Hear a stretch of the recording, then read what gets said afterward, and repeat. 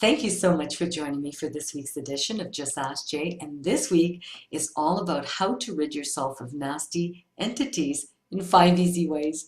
I received the most amazing question from Anne Marie, who is a fifth generation funeral director embalmer from Northern Ontario. And Anne Marie, you're going to help so many people with this question, but thank you so much for writing this.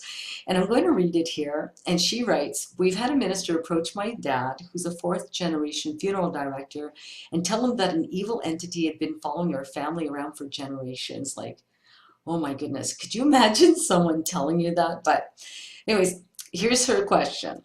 How can one rid an evil entity? And if we really do have an evil entity that's been following us around, how can one identify who's been followed, or are they following us all individually?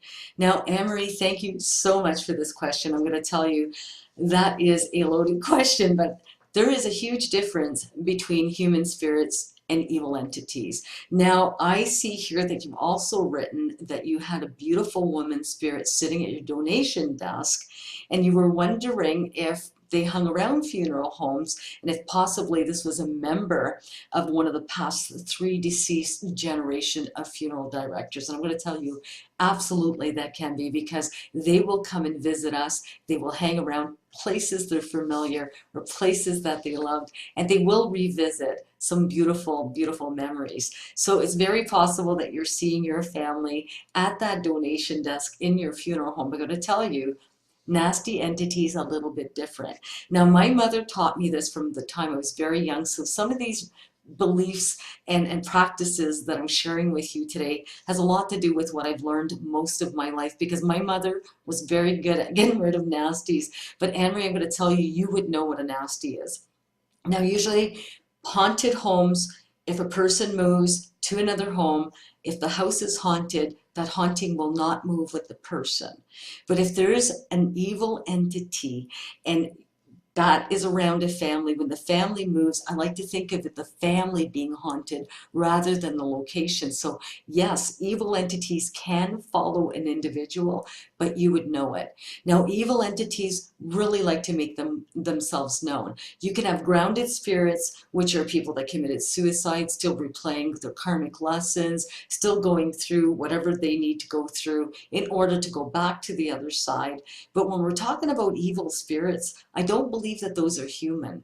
I believe that those manifest from our fears and really latch on to us when we're afraid. So if you have an evil entity, you will hear things. You will smell things. Things will go flying off of shelves, or doors will rattle, or there's going to be banging on the walls or the ceilings. You're going to smell terrible things. Family is going to start experiencing arguments and being depressed, or one member of the family especially may get picked on, scratches, usually in sets of three. The Father, the Spirit, the Holy Ghost, I believe. The Father, the Son, and the Holy Spirit. Sorry, I'm not about that. But at the end of the day, 3 scratches, usually very, very indicative of something terrible going on. Or bruising. If you wake up, you have bruises. Some people have the very lackluster. They don't want to do anything. They're exhausted. They start to get sick. So if you've experienced these things and you've heard these things around, dollar to donuts, you have a nasty following you around. But Anne-Marie, I'm not getting that from you. So let's go through some of these little rituals that will help get rid of these. And now this you can use individually, or you can use all of these things in combination, whatever you feel that you need to do for yourself. But I'm going to tell you, you can repeat these little practices more than once.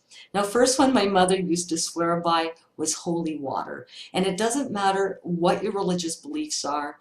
Water that's been blessed is called holy water. And that water is very, very powerful to protect against the negative. And my mother swore by this. And it didn't matter where she got this blessed water from, she used it all the time. And by the time I was 11, I had my own little jar. So she used to tell me to dip my fingers in there and to put it around the doorway. Okay, and also around windows, so that would protect that area from anything entering it. You could also, if you felt that you had it around you, you can cleanse yourself with holy water, and it will protect your energy in your personal space. So holy water, very old belief, but I'm going to tell you it works, and it doesn't matter what your religious practices are. Now, the second thing my mother used to use, and I used to laugh at this, but I do it now, she used to carry clove around in a little bag, and she used to drop clove around the perimeter of our property, or she would do it around windows, or she would do it at the exit of doorways or the entrance ways of buildings, that kind of thing. And she used to think that that would really protect that area from anything negative coming in. She sometimes would put extra things in her little goodie bag, cinnamon sticks, sage, that kind of thing, and would often smudge the area with sage. Now, my mom would take a little bowl, and it really doesn't matter what kind of bowl it is. Some people use a shell, and they put sand, charcoal in there with your sage, and then you light it. Or you could take sage that's wrapped, and you can use that. But my mother used to start at the doorway so that she would seal that doorway from anything entering while she smudged the perimeter of that room. So she would do that, and then she would start from the basement and work her way up. And then she would open the doors, tell whatever to get out, and then she would seal the door shut with smudge. Now that works wonders. You don't, you don't have to worry about that. You can repeat that practice, especially if you think there's energies around children's rooms. Do it while the child is not in the house, because you don't want that child being afraid of what you're doing. Now, a lot of times when I'm doing a smudge, I will do, a little prayer. I use Archangel Michael's prayer to rebuke all evil, and you can look those up on the internet, but it's whatever you're comfortable with. And so it doesn't have to be anything religious. It could even be some kind of mantra to rid evil energies from your space. The other thing my mother used to do was a little banishing ritual, and that's kind of different. I didn't know how effective it was until I used it a couple of years ago with a friend, and it was very effective. But get yourself a nice little white candle and light it up. You take a piece of paper and you write down what it is that you want to banish.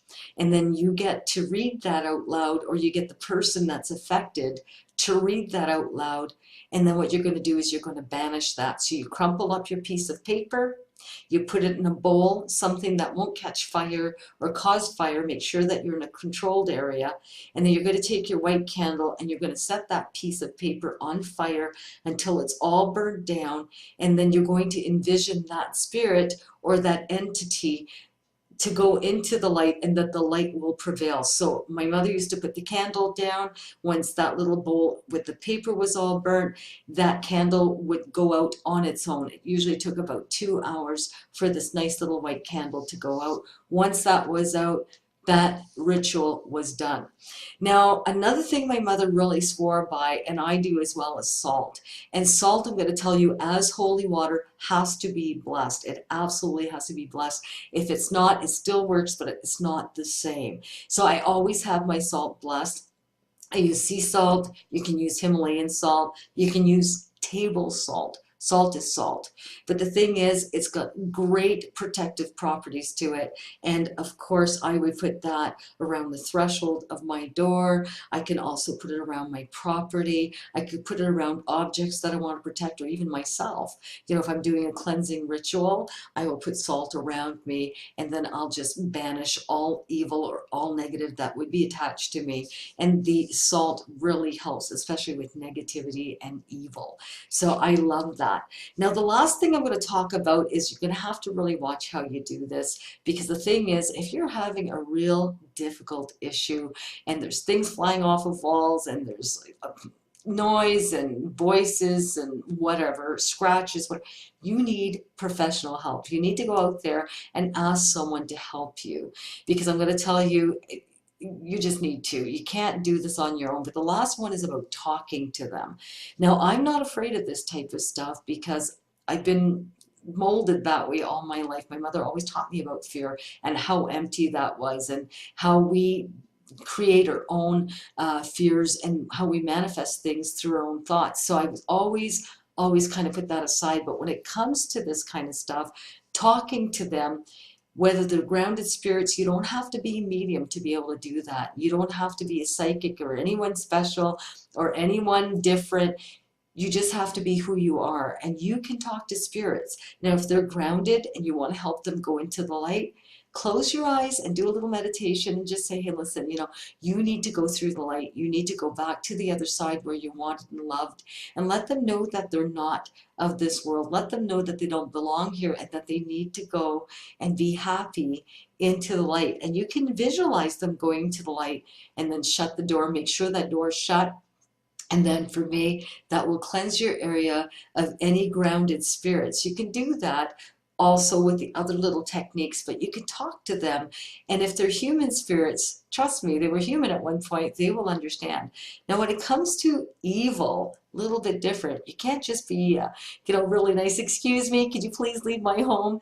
You have to reclaim your home, and I wouldn't do this alone, but the thing is, I would have prayer with me or something that could be repeated that will rid negative energy from your space. I would also, and some people use Ouija boards to do this practice, and I would not, and if you're Googling that, guys, I would not use a Ouija board, because the thing is, people say, well, it's just a game. It's the intention behind the game and that makes that divination or tool of divination work. And so you don't want that. So I would not use a Ouija board to get rid of nasty energies. I would get someone professional to help you smudge your area if you're not able to do that yourself, or if you're too afraid.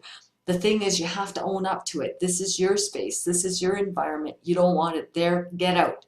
So you have to be the boss, and you have to really mean it. But again, if you're dealing with something very unnatural and very evil, you will want to get help. You will want to get professional help, whether it's through your religious beliefs, whether it's through paranormal people or people that do investigations of hauntings and paranormal, whether it's a medium or a psychic that's able to cleanse, or just someone that has been practicing these rituals for years. You need to depend on these people to help you. So go out there and do that.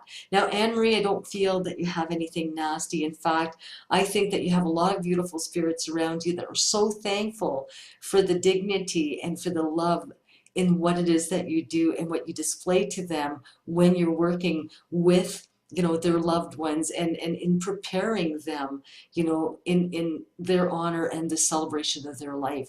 So I don't believe that you have anything nasty. I'm so sorry that someone had to tell you that, because when someone tells you that, these seeds can grow and we can manifest sometimes their very own fears. So please, don't think of these things. Think of positive things. And if you're not sure, do these rituals, even if you just want to kind of cleanse your house of anything that you may feel residually has been left behind from someone visiting your home, or just situations or arguments around you. You just want to clear that energy.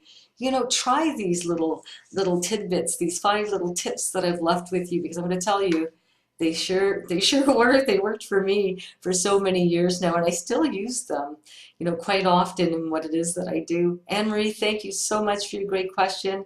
Thank you, everybody who has written to me. I absolutely love you all. And if you have any other questions, go ahead and just ask Jay. Bye-bye.